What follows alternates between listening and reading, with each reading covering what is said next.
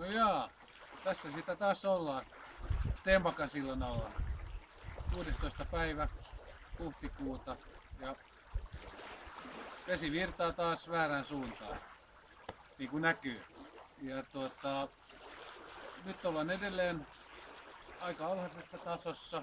Nähdään tuolta takaa, että vielä varmaan tulee metrin verran vettä lisää ainakin ennen kuin ollaan siinä normaalissa tulvatasossa.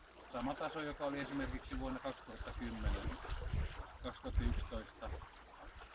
Eli ei tämä tilanne näillä keinoilla nyt parane.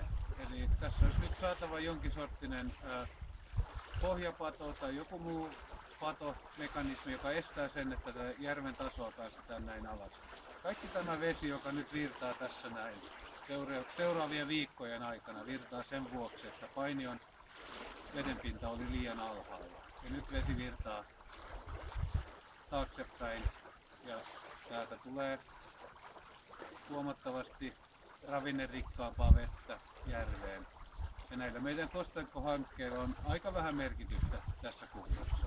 Eli tähän meidän pitää saada muutos. Kiitos.